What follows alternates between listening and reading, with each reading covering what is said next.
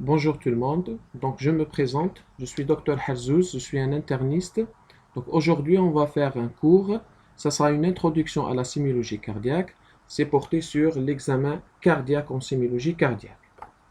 Comme introduction, la sémiologie cardiaque comme toutes les autres sémiologies, donc elle insiste sur le recueil de deux types de signes, à savoir les signes fonctionnels et les signes physiques. C'est quoi un signe fonctionnel?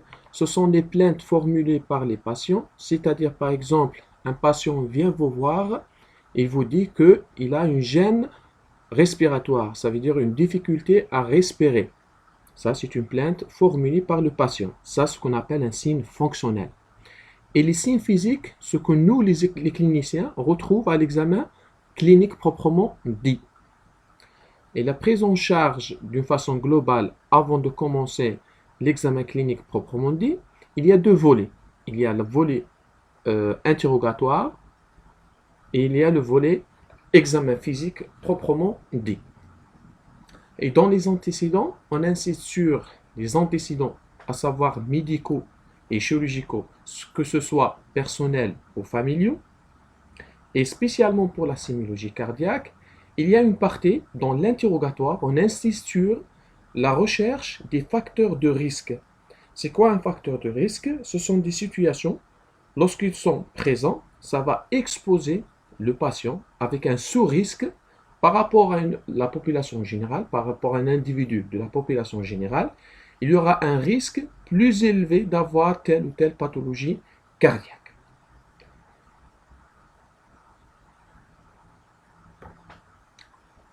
Avant de commencer l'examen clinique, toujours il y a les conditions pour réaliser cet examen. Donc les conditions pour l'examen cardiaque spécialement, ça demande des instruments spéciaux pour l'examen cardiaque, à savoir surtout un stéthoscope, la lampe, une abaisse-langue, la montre, des gants, tensiomètre et mètre ruban. Surtout un stéthoscope, tensiomètre et mètre ruban. Ce sont des instruments très intéressants et très utiles pour réaliser l'examen cardiaque. L'examen clinique doit être fait dans une pièce calme, à une température confortable. Et l'examen clinique il comporte généralement 5 temps. D'abord l'interrogatoire, deuxièmement l'inspection, troisièmement la palpation, quatrièmement donc la percussion et on termine par l'auscultation. Et pour chaque type ou bien pour chaque temps d'examen, il est plus ou moins important par rapport à l'examen ou bien à l'appareil à examiner. Par exemple, dans l'examen cardiaque, le temps de l'auscultation, il prend la majorité de temps par rapport aux autres parties. Et l'examen clinique, il doit être fait dans les différentes positions, à savoir la position du cubitus dorsal, du cubitus latéral gauche, en position assise penchée en avant, au début de la respiration, ou bien à l'apnée respiratoire, ou bien à la fin de l'expiration. Et vous allez voir après que pour chaque position, elle est préférée pour rechercher tel ou tel signe clinique, ou bien signe physique. On commence par l'interrogatoire du patient. C'est le temps essentiel de l'examen clinique. Il est indispensable à l'établissement d'un diagnostic. Et dans l'interrogatoire, elle va nous permettre de voir trois choses. D'abord, de déterminer le motif de consultation. On va saisir le motif. C'est quoi le motif ou bien la plainte initiale de ce patient qui vient vous voir. Deuxième objectif, c'est de recueillir les antécédents et le mode de vie du patient. Ça va nous aider pour établir un diagnostic. Et troisième point, c'est d'établir l'histoire de la maladie. On commence par les antécédents personnels et familiaux. Dans les antécédents personnels, on insiste sur les trois parties. Surtout, est-ce qu'il y a ou pas un antécédent d'une maladie cardiovasculaire? L'existence ou pas des antécédents médicaux ainsi que chirurgicaux. Et on insiste beaucoup plus sur la notion, est-ce qu'il y avait la notion d'hospitalisation antérieure récente. Je vous donne un exemple. Par exemple, le malade il vient vous voir aujourd'hui parce qu'il a une gêne respiratoire. On va qualifier comme problème d'une dyspnée. Et on note dans les antécédents ou bien dans l'interrogatoire que ce patient il est suivi pour une insuffisance cardiaque déjà préalablement, il est suivi pour une insuffisance cardiaque. Et il a été hospitalisé, par exemple, il y a 2 mois ou 3 mois pour une décompensation de sa pathologie. Dans les antécédents cardiovasculaires, quels sont les points à rechercher en matière de l'examen cardiaque ou bien la sémiologie cardiaque? On insiste sur, d'abord, est-ce qu'il existe ou pas une notion d'une coronaropathie ou bien un antécédent d'infarctus du myocarde? Est-ce que le patient il est suivi pour un problème valvulaire? Est-ce qu'il y a un problème d'une valvulopathie? Est-ce que le malade il est suivi pour un problème d'insuffisance cardiaque? Est-ce qu'il y a un problème? Est-ce que le malade il est suivi pour un problème de trouble de conduction ou bien de trouble du rythme? Et on insiste beaucoup plus sur est-ce qu'il y a la notion d'un épisode d'une thrombose, c'est-à-dire la présence d'un caillou dans les vaisseaux, donc la notion d'épisode de thrombose veineuse profonde ou bien d'embolie pulmonaire. Et vous allez voir après le lien entre ces antécédents et le motif de consultation d'aujourd'hui. La présence d'une pathologie vasculaire. Est-ce que le malade il est suivi pour un problème vasculaire? Je vous donne un exemple ici. Par exemple, l'AOMI, donc l'artériopathie obliturante du membre inférieur. Vous allez voir ça en détail dans la sémiologie vasculaire. Je vous donne une idée sur l'artériopathie obliturante du membre inférieur, c'est-à-dire que c'est un patient, tellement il y a un problème vasculaire, il y a des dépôts des lipides au niveau des vaisseaux ou bien au niveau des artères du membre inférieur. Donc, lors de l'effort, il y a une demande de sang. Et tellement il y a un problème d'irrigation de sang, donc ça va créer un état d'ischémie, et cette ischémie, ça va être traduit sur le plan sémiologique par une douleur au niveau des jambes. On insiste sur la notion, est-ce qu'il existe d'autres cardiopathies? Dans les antécédents médicaux et chirurgicaux, on va commencer, et on va insister sur les antécédents médicaux et chirurgicaux. Et dans les antécédents familiaux, donc tous les antécédents familiaux sont recherchés, particulièrement ceux d'une maladie cardiovasculaire athyromateuse. Parce qu'il y a toujours la notion de prédisposition à faire un événement cardiovasculaire, il est connu déjà dans les membres de famille proches de ce patient. L'artériopathie obliturante des membres inférieurs, est-ce que la notion d'une coronaropathie ou bien un accident ischémique cérébral? Surtout, il y a une précision, donc surtout si ces événements cardiovasculaires athyromateuses, s'ils étaient précoces, par exemple moins de 55 ans pour un homme et moins de 65 ans pour une femme, donc ça va être considéré comme un facteur de risque qui va exposer ce patient, c'est-à-dire avec un sous-risque d'avoir un événement cardiovasculaire. Et surtout, on va qualifier cet événement, il faut qu'elle soit dans la fratrie, dans la famille proche, c'est-à-dire la mère, le père et les frères et les sœurs. C'est quoi les facteurs de risque cardiovasculaire? Ou bien un autre synonyme, c'est les facteurs de risque athyrothrombose. C'est-à-dire, ce sont des situations qui vont exposer le patient à avoir un événement cardiovasculaire, soit majeur.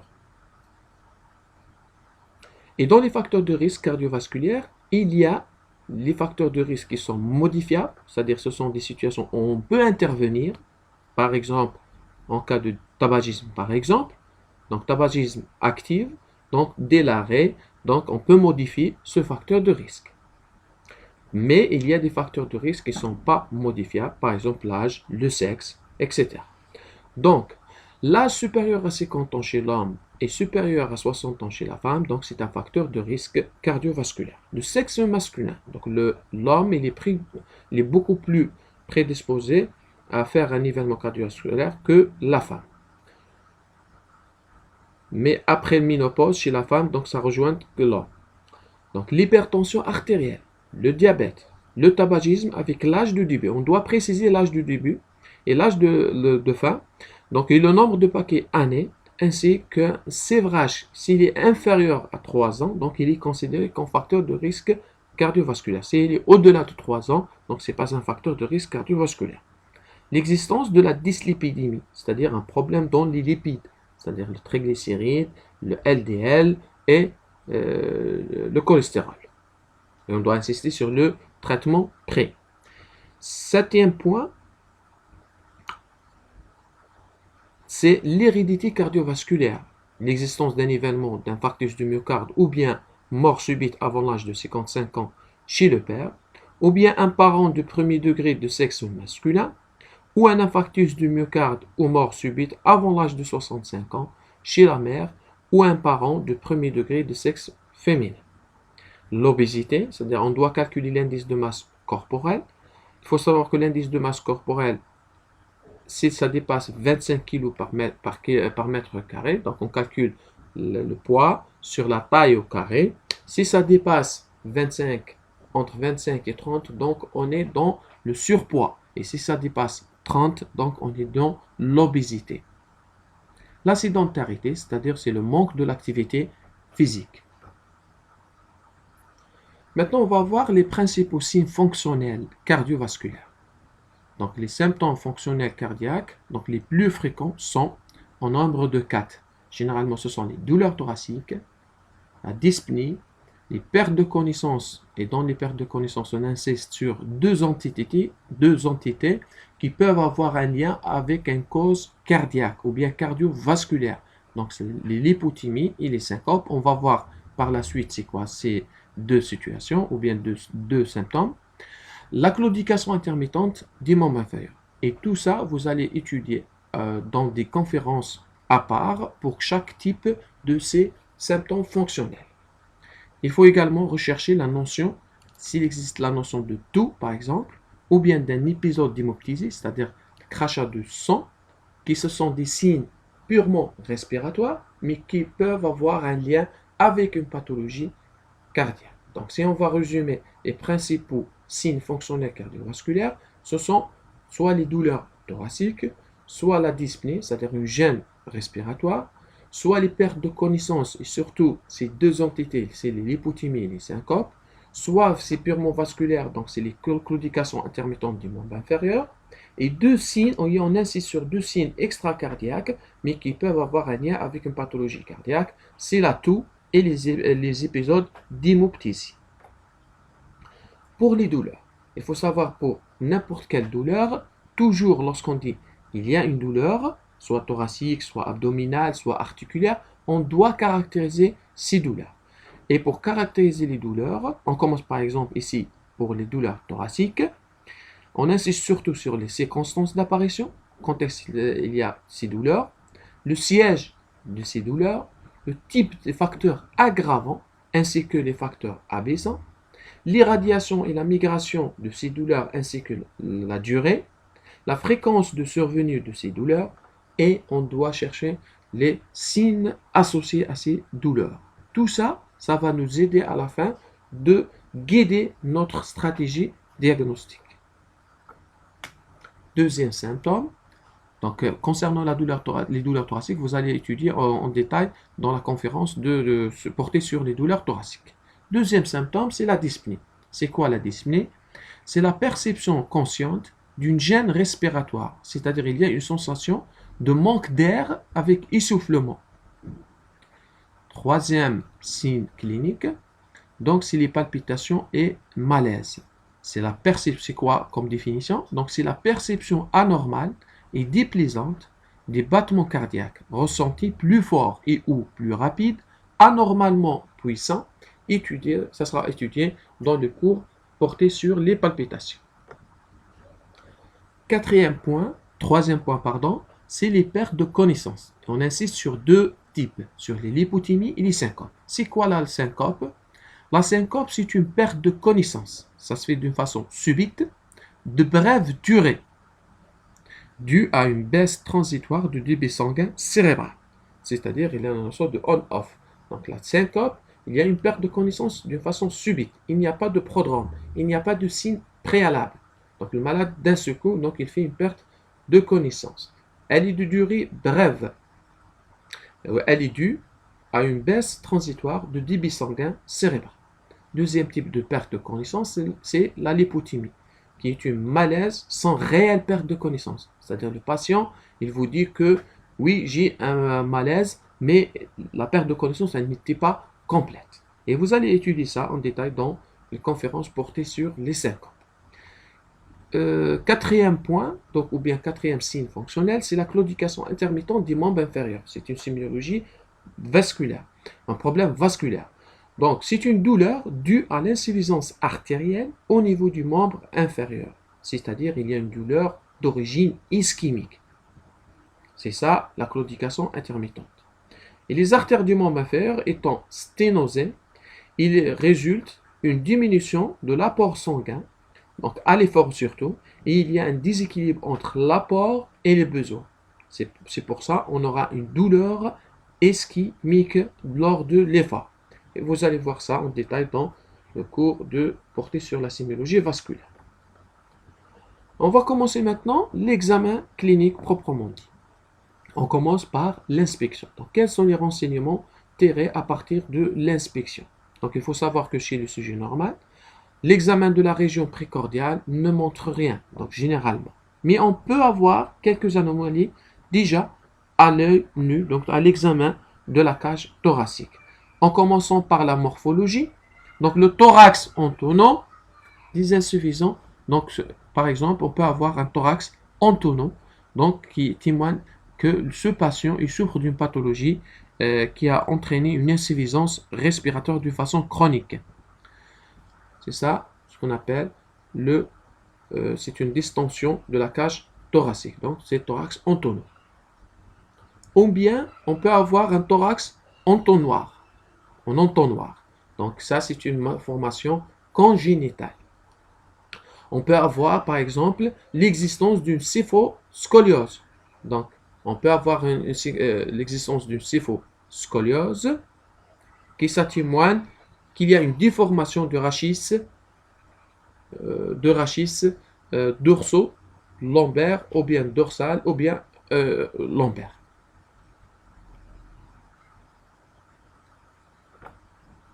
Toujours dans notre temps inspection, on peut avoir l'existence la présence de cicatrices, notamment de chirurgie cardiovasculaire, chirurgie cardiaque ou bien vasculaire. Donc on peut trouver la cicatrice d'une thoracotomie. Par exemple ici. On peut avoir l'existence d'une accentuation de la circulation veineuse sur la cage thoracique, qui ça témoigne qu'il y a un problème de pression au niveau de ces vaisseaux. Donc c'est la circulation, on appelle la circulation veineuse collatérale. Toujours dans le temps inspection, on doit calculer la fréquence respiratoire, c'est-à-dire combien de mouvements par minute, de mouvements respiratoires par minute. Il faut savoir que les normes, c'est moins de 15 mouvements par minute au repos chez l'adulte. Parce que la fréquence respiratoire normale, ça diffère selon que ce soit chez l'enfant, chez le nouveau-né et chez l'adulte. Donc, en fonction de l'âge, donc il y a des normes. Ce que nous intéresse pour l'instant chez l'adulte, donc c'est la fréquence respiratoire à l'état normal, elle doit être moins de 15 mouvements par minute au repos, parce que ça augmente à l'effort. Et on doit voir la qualité de cette respiration. Est-ce que c'est une respiration qui se fait d'une façon normale? Est-ce que c'est une respiration qui ça se fait d'une façon pénible, donc, ou d'une façon irrégulière, ou bien on va voir la régularité de cette respiration. Et on va voir, toujours à l'inspection, est-ce que cette respiration, dans les deux temps, inspiration et expiration, il n'y a pas une dyspnée, c'est-à-dire une gêne à la respiration, que ce soit au repos ou bien à l'effort. Et on va qualifier la respiration lorsqu'elle est plus de 20 mouvements par minute chez l'adulte par une signification sémiologique, on appelle c'est une polypnie. Donc, si la respiration ou bien la fréquence respiratoire, ça dépasse 20 mouvements par minute, donc c'est une polypnie. Ça, c'est pour familiariser avec les termes sémiologique. Toujours dans le temps inspection, on peut avoir un tirage susclaviculaire, c'est-à-dire un tirage susclaviculaire, c'est-à-dire on va voir la participation du muscle dans la respiration, surtout dans la partie susclaviculaire, et ça témoigne que ce sont des signes de lutte, c'est-à-dire qu'il y a un problème dans la respiration. On va voir ça dans quelle pathologie on trouve ces signes. Toujours dans le temps de respiration, à l'état normal, la respiration, il n'y a pas de participation de l'étage abdominal dans la respiration. C'est-à-dire il n'y a pas une participation de l'abdomen, les mouvements de l'abdomen dans la respiration. Mais s'il y a la participation de l'étage abdominal, c'est-à-dire l'abdomen dans la respiration, ça témoigne que ce sont des signes de lutte. L'existence ou pas d'une cyanose. C'est quoi la cyanose? C'est une coloration bleue des extrémités. Ça témoigne qu'il y a une ischémie, c'est-à-dire qu'il y a un problème d'irrigation du sang. Le sang il n'arrive pas de façon ou bien d'une quantité correcte pour irriguer ces territoires. Donc ça va traduire, il y a un signe d'insuffisance. Donc c'est pour ça que ça va traduire par l'existence d'une cyanose. Ça témoigne qu'il y a un épuisement respiratoire. Et lorsque le débit ou bien la fréquence respiratoire diminue, donc on va parler de la bradypnée. Toujours dans le temps inspection, on peut avoir des pulsations qui sont visibles. Donc déjà à l'inspection. Donc déjà pas mal de renseignements, on peut les avoir dès l'inspection de la cage thoracique. Donc on doit rechercher est-ce qu'il existe des pulsations visibles, surtout dans des régions bien précises. Surtout par exemple à gauche sur la ligne médioclaviculaire, c'est ça la ligne médioclaviculaire, ça c'est la ligne médioclaviculaire gauche. Et s'il y a des pulsations visibles, donc ça va suggérer qu'il y a une dilatation du cœur gauche. Ça veut dire qu'il y a une dilatation du cœur gauche. Sur deuxième région, donc c'est le long du bord gauche du sternum. S'il y a des pulsations visibles, donc ça va plaider pour une dilatation du cœur droit. Une autre région, donc un soulèvement donc, de la paroi thoracique, donc qui synchrone avec l'époux, dans la région sus-mamelonnaire gauche, donc dans cette région. Donc s'il y a un soulèvement de la paroi thoracique et qui synchrone avec le pouls dans cette région, donc à gauche, donc il peut témoigner qu'il existe un anévrisme pariétal de ventricule gauche. Un anévrisme, ça veut dire que la paroi, elle perd l'élasticité, donc il y a une poche de sang. Donc ça, c'est un anévrisme qui est pariétal. Toujours dans le temps inspection, on peut avoir des signes cliniques qui orientent vers une insuffisance cardiaque droite. Par exemple, la turgescence jugulaire qui est spontanée. C'est-à-dire ici au niveau du cou, donc il y aura un gonflement donc de ces veines. Donc c'est la turgescence jugulaire spontanée. Donc, turgescence jugulaire peut avoir l'apparition des œdèmes au niveau du membre inférieur. Et ces œdèmes, ils ont des caractéristiques qui peuvent orienter vers une origine cardiaque. Il faut savoir que l'apparition des œdèmes au niveau du membre inférieur, selon les caractéristiques, ils peuvent avoir une origine cardiaque, et ils peuvent avoir une origine, par exemple, hépatique ou rénale, etc. Mais ce que nous intéresse pour l'instant pour un lien entre les œdèmes et la pathologie cardiaque, ce sont des œdèmes qui ont des caractéristiques. Généralement, ce sont des œdèmes blancs, mous, ça se voit d'une façon bilatérale, donc les deux membres, mais ils ont une caractéristique ils prennent le godet et ce sont des douleurs, et ce sont des œdèmes indolores en général. Mais il y a certaines situations, dans les congestions, on peut avoir des douleurs. Donc, situé préférentiellement au niveau des chevilles et en effaçant les reliefs naturels. Ça, on a terminé par rapport au temps inspection. Deuxième temps, c'est le temps palpation. Donc, la palpation réalisée avec des mains réchauffées, elle permet de rechercher 3 points. d'abord ce qu'on appelle le choc de la pointe du cœur. Deuxièmement, c'est les frémissements. Et les frémissements, ça se voit uniquement chez des patients qui ont une atteinte des valves, surtout valves mitrales, et on va voir ça par la suite. Et troisième point est de recueillir des signes d'insuffisance cardiaque. Donc l'objectif de la palpation, ou bien les renseignements tirés à partir de la palpation, donc c'est la recherche de choc de pointe du cœur, la recherche des frémissements et la recherche des signes d'insuffisance cardiaque. Donc la palpation thoracique, en recherchant le choc de pointe, il est localisé, donc on doit voir le siège, donc il est localisé au niveau du cinquième espace intercostal gauche. Donc c'est au niveau du cinquième espace intercostal gauche. Au niveau de la ligne médioclaviculaire, c'est ça les deux repères anatomiques. Donc c'est le cinquième espace intercostal gauche au niveau de la ligne médioclaviculaire. Il est mieux perçu sur un sujet en décubitus latéral gauche. Les variations de ce choc de pointe. Il y a des situations qui vont diminuer ou bien voire même disparition de ce choc de pointe ou bien augmenter. Donc les facteurs qui peuvent diminuer ou voire même disparition du choc de pointe, donc chez les obèses, d'abord chez les obèses, les malades qui sont très obèses. Deuxième point, chez les malades qui ont les emphysèmes. C'est quoi les emphysèmes? Donc c'est la présence des bulles d'air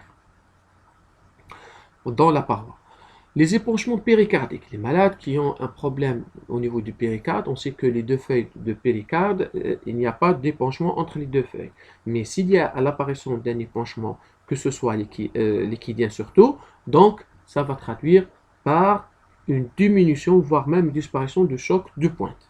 En cas d'insuffisance cardiaque, lorsque le malade il est infiltré partout, donc d'œdème, donc on aura par conséquent une diminution, voire même une disparition de ce choc de pointe.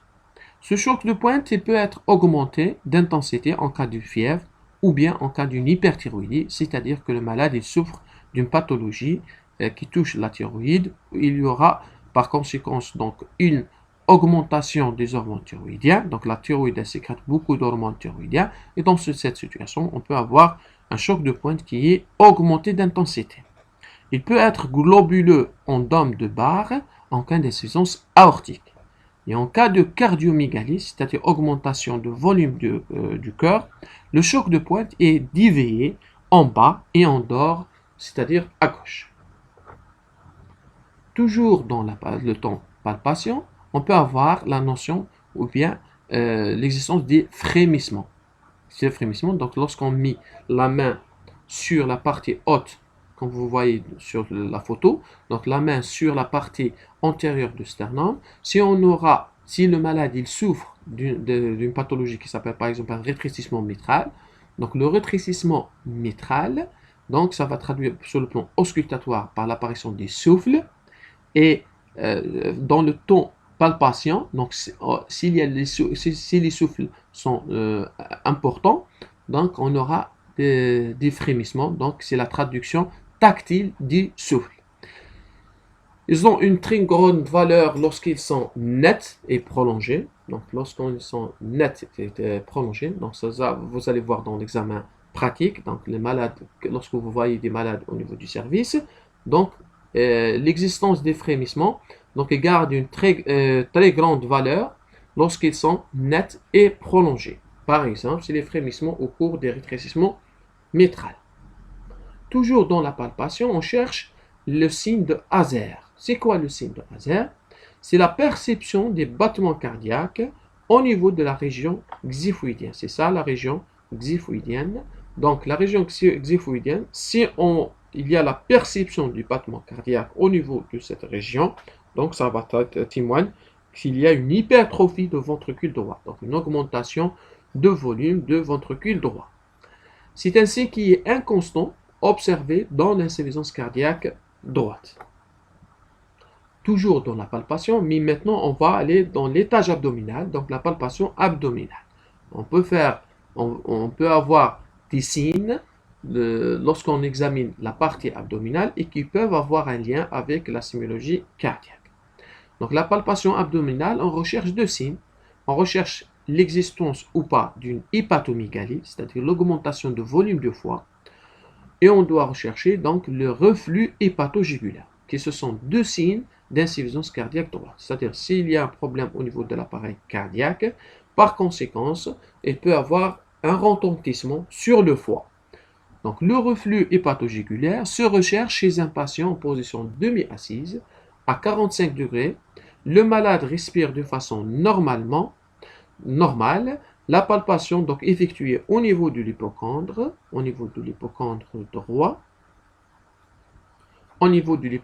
droit, ça va entraîner le remplissage des ventricules, le remplissage des veines jugulaires. Donc la palpation effectuée au niveau de l'hypocondre droit, elle va entraîner le remplissage des veines jugulaires pendant le temps de la compression et quelques secondes après. Maintenant, troisième temps dans l'examen clinique, c'est la percussion. La percussion est réalisée en tapant avec l'extrémité du majeur de la main droite sur les doigts de la main gauche, en général au niveau de la deuxième phalange du majeur, placée à plat sur le thorax du patient. Elle est peu utile pour l'examen du cœur.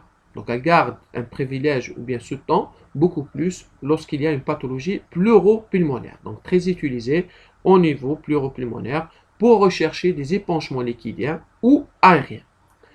La percussion abdominale, elle permet de rechercher l'existence d'une hépatomégalie, c'est-à-dire l'augmentation de volume du foie, ou bien une ascite, c'est-à-dire la présence d'un épanchement liquidien au niveau de la cavité péritonéale. Et ce sont deux signes retrouvés lors d'une insuffisance cardiaque droite. Maintenant, on va voir le temps capital de l'examen cardiaque. C'est l'auscultation cardiaque. C'est le temps essentiel de l'examen cardiaque. L'auscultation donc se fait dans une pièce silencieuse, le patient bien installé, ou le thorax facilement accessible. Le stéthoscope, il faut avoir un stéthoscope bi-auriculaire, doit être de bonne qualité. Le patient doit être ausculté en décubitus dorsal, puis latéral gauche, puis en position debout et thorax penché en avant. Et vous allez voir après que pour chaque position, elle est préférée pour rechercher tel ou tel signe, ou bien tel ou tel bruit, ou bien souffle. L'auscultation cardiaque, il faut savoir qu'il existe 4 foyers auscultatoires. Donc les foyers d'auscultation, ça c'est une notion de base. Il faut savoir que les foyers d'auscultation ne correspondent pas à la situation anatomique des valves correspond. C'est-à-dire lorsqu'on dit un foyer aortique, ça veut dire que c'est le siège de l'aorte. Ou bien la valve aortique, pardon. Les valves, les sigmoïdes. Donc, les foyers, donc on commence d'abord par le foyer aortique, qui se situe au niveau du deuxième espace intercostal. C'est le deuxième espace intercostal droit, c'est ça le foyer aortique. Deuxième foyer, c'est le foyer pulmonaire, c'est le deuxième espace intercostal gauche. Le foyer tricuspide, donc c'est le quatrième espace intercostal gauche, à sa partie interne, donc c'est par rapport au sternum. Et le foyer mitral, c'est le quatrième foyer, donc il existe au niveau du cinquième espace intercostal gauche en sous-mamelonnaire. Donc je répète, donc il y a le foyer aortique, le foyer pulmonaire, le foyer tricuspide et le foyer mitral. Ça, c'est des photos qui montrent ces 4 foyers. Donc ça, c'est le foyer aortique, donc deuxième espace intercostal droit. Ça, c'est le foyer pulmonaire, c'est le deuxième espace intercostal gauche. Ça, c'est le foyer tricuspide, donc sous l'axiphoïde. Donc, et quatrièmement, donc c'est le foyer mitral, donc c'est au niveau sous-mammaire gauche. L'auscultation cardiaque pour les différents foyers. Donc le foyer mitral, il y a des positions où ce foyer il est bien ausculté. Donc on commence par le foyer mitral. Il est mieux étendu en décubitus latéral gauche. C'est-à-dire, si on va ausculter bien et correctement le foyer mitral, donc on préfère la position du cubitus latéral gauche. Le foyer aortique, il est mieux entendu en position assise, penchée en avant. Le foyer pulmonaire, le foyer tricuspide, il est mieux entendu en inspiration profonde.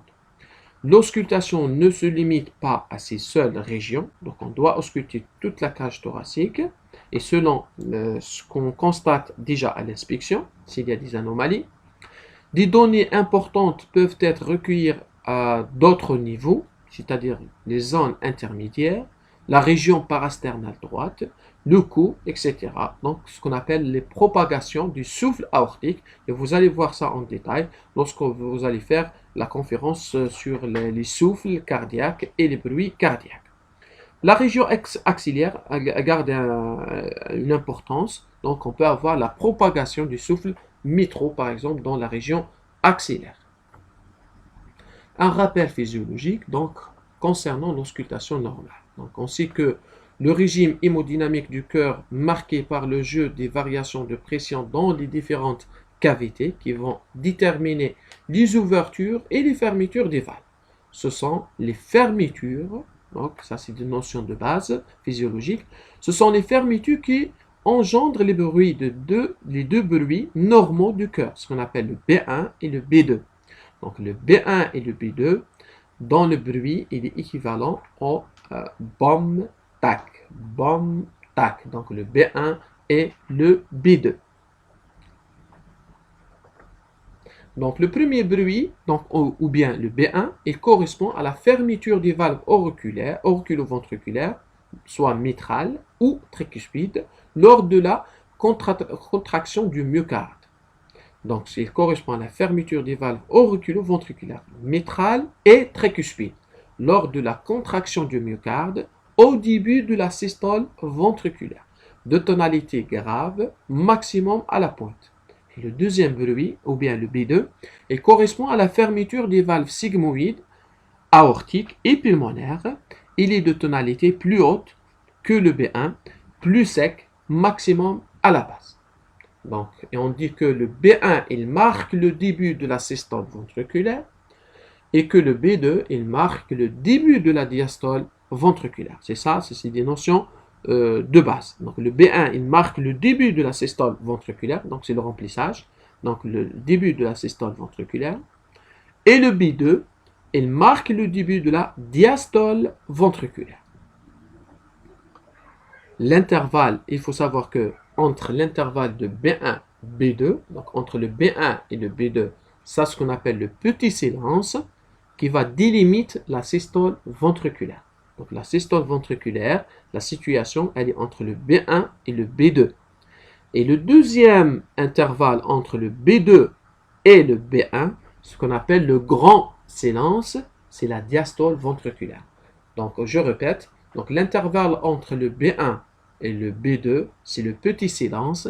Il va déterminer la systole ventriculaire. Et entre le B2 et le B1, c'est le grand silence. Donc c'est la diastole ventriculaire.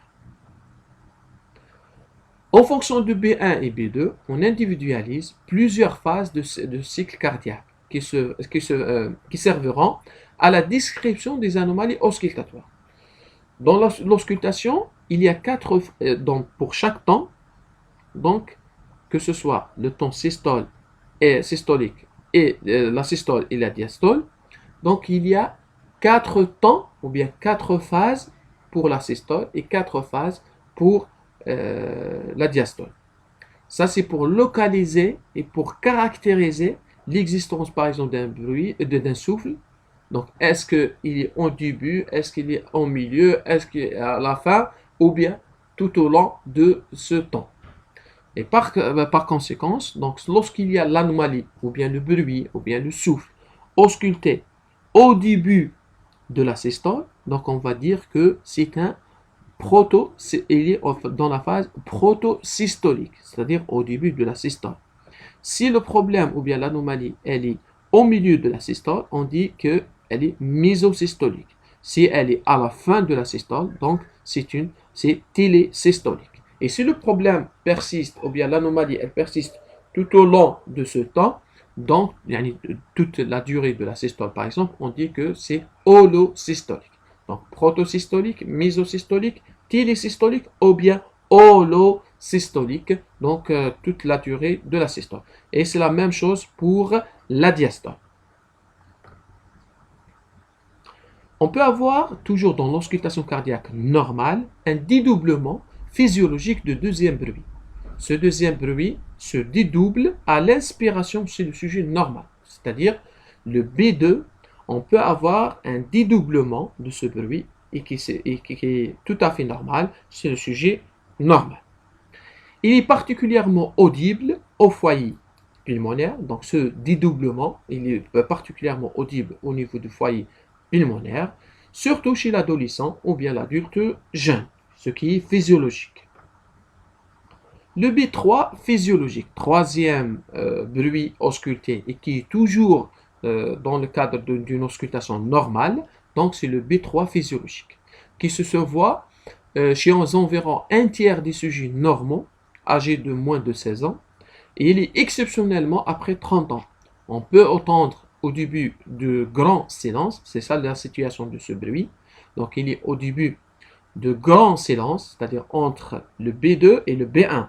Donc un troisième bruit physiologique qui est très sourde, peu intense, entendu à la pointe. Donc il simule un dédoublement de B2. On dirait qu'il y a le B1, après le B2, et il y aura un troisième bruit entre le B2 et le B1, c'est le B3. C'est juste au début.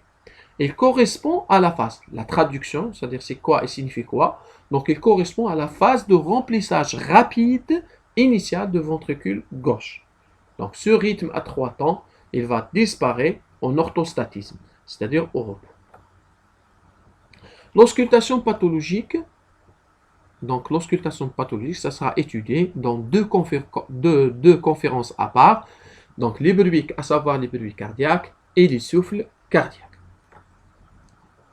Et on va terminer l'examen clinique toujours, donc après l'interrogatoire et l'examen physique proprement dit, donc on doit toujours compléter l'examen cardiaque par la mesure de la tension artérielle. En commençant par les conditions de mesure. Il faut avoir un endroit calme, le patient doit être allongé depuis au moins 10 minutes. Il faut avoir un brassard tensionnel qui est adapté à la morphologie du patient, parce qu'il existe des brassards pour les enfants, il y a des brassards pour l'adulte et il y a des brassards pour les gens obèses. Donc, pour avoir une mesure correcte de la tension artérielle, il faut avoir un brassard adapté. Ça, c'est très, très, très important. Le brassard doit être à la hauteur du cœur. Et la pression artérielle est mesurée aux deux bras. Donc, on doit mesurer la tension artérielle aux deux bras. Et en position allongée, puis debout. Donc, pour avoir le changement. Est-ce qu'il y a un changement de la tension artérielle entre les différentes positions qui peuvent orienter vers un problème pathologique? Méthode de mesure. Donc, le brassard tensionnel doit être adapté à la circonférence du bras du patient et enroulé autour du bras. Celui-ci doit reposer sur le plan du lit. Le stéthoscope doit être appliqué en aval du brassard au niveau de l'artère humérale. C'est bien montré sur cette photo. Le brassard est gonflé rapidement jusqu'à la disparition de peau radiale, puis est dégonflé progressivement. Donc la mesure de la pression artérielle repose sur l'apparition du bruit qui correspond à la pression systolique, puis la disparition qui traduit la pression diastolique. Donc au début, on aura donc un chiffre de la pression systolique. Puis, lorsqu'il y a la disparition de ce bruit, donc il va traduire la pression diastolique, c'est-à-dire minimale. La valeur normale chez un adulte au repos doit être inférieure à 140 mm du mercure de systolique et inférieure à 90 mm du mercure de diastolique. Ce sont les normes marquées par l'OMS, donc l'Organisation mondiale de la santé. et je veux remercier et bon courage. Merci.